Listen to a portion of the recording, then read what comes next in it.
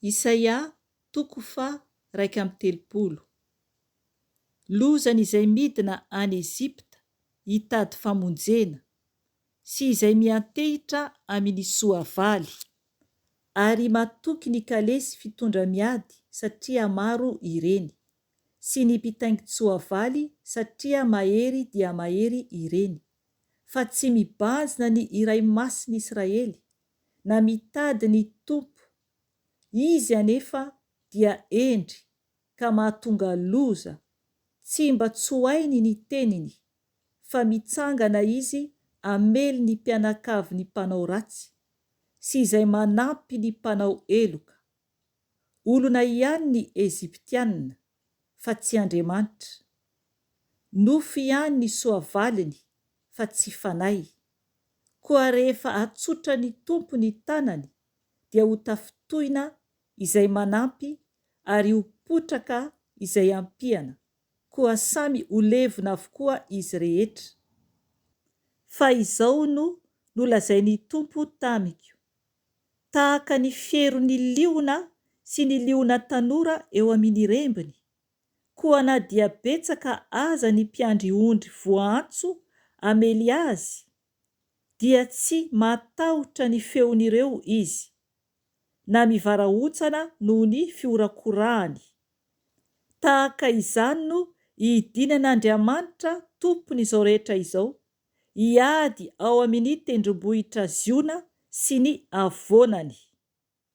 Tahaka ny fandrakofan'ny vorona amin'ny elany no hiarovan'Andriamanitra tompon'izao rehetra izao any Jerosalema. Sady hiaro izy no hamonjy, eny, sady hiantra no hanafaka. Koa miverena ho amin'izay efa nikomianareo fatratra ry zanak'Israely eo, fa amin'izany andro izany dia arian'ny olona rehetra ny Andriamanitra volafotsiny sy ny Andriamanitra volamenany, izay fahotana nataony tananareo. Ho lavo ny Asiriana, ho lavo ny sabatra izay tsy mba anolona, eny, sabatra izay tsy mba anolombelona no andringanana azy. Andositra ny sabatra izy, ary ampanaovina fanompoana ny zatovony. Andositra noho ny tahotra ny mpanjakany, ary vadi-po eo anoloan'ny faneva ny mpanapaka eo aminy. Hoy ny Tompo izay manana afo ao Ziona, sy fatana fandoroana ao Jerosalema. Isaia toko fa 2:30. Indro araka ny famarinana no anjakan'ny mpanjaka, ary araka ny rariny no hitondrany manam-pahefana. Samy ho fierena amin'ny rivotra, ary ho fialofana amin'ny oram-baratra izy. Ho lakan-drano manondraka ny tany maina izy. Ho alokalo batolampy mandondona amin'ny tany karakaina. Tsy akipiny ny masony izay mahita, ary hiaino ny sofiny izay mandre. Ahazo fahalalana ny fony izay maimaika, ary ny lelany izay mikodedidedy dia ahay miteny aingana sy mazava. Ny adala dia tsy antsoina intsony hoe andriana, ary ny mpanambaka dia tsy ho lazaina hoe mahafoy be.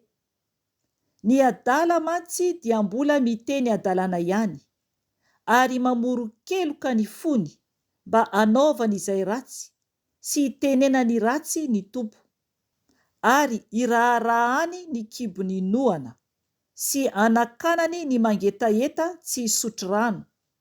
Ratsy ny hafetsen'ny mpanambaka, manao teti-dratsy izy, animba ny ory amin'ny teny lainga, na dia manana ny rariny aza ny mahantra.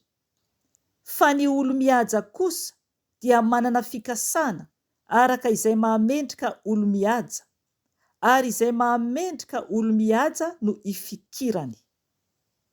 Mitsangana ry vehivavy tsy manana ahiahy, ka henoy ny feoko. Ry zazavavy matokitoky foana, miainoa ny teniko. Raha afaka erin-taona mahery kely, dia ho raiky tahotra ianareo ry vehivavy matokitoky foana. Hifarana mantsy ny taom-pihotazam-boaloboka ary tsisy akory ny fanangonam-boankazo. Mangovita ianareo vehivavy tsy manana ayay. Mangoro oroa ianareo matokitoky foana.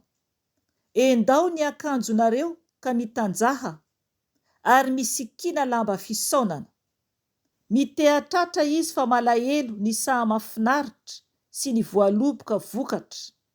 Ho rakitry ny tsilo sy ny anjavidy ny tanin'ny oloko. Eny, hatrany amin'ny trano filalaovana rehetra, any amin'ny tanàna miravoravo. Fa ho foana ny lapan'ny mpanjaka, hilaozana ny tanàna mitabataba, ho tonga zoy mandrakizay i Ofela sy ny tilikambo fiambenana. Ho zary fikarenjeny Borikidia sy firaofany Andianondry Amanosy. Mandra-pandrotraka ny fanay ho amintsika avy amin'ny avo, ka ny tany efitra dia ho tonga saha mahavokatra, ary ny saha mahavokatra dia ho heverina ho ala. Hitoetrahany an-tany efitra ny rariny, ary onina ao amin'ny saha mahavokatra ny fahamarinana. Fiadanana no ho vokatry ny fahamarinana. Filaminana sy fandriam-pahalemana mandrakizay no asany fahamarinana. Hitoetra ao amin'ny fonenana mandry fehizay ny oloko, ao amin'ny toerana mahatoky sy ao amin'ny fialan-tsasatra milamina. Nefa ho ripaka amin'ny filatsahany avandra ny ala, ary adaboka ambany dia ambany ny tanàna. Sambatra ianareo izay mamafy eny amoron'ny rano rehetra, sady mampiriaria ny omby sy ny boriky. Amen.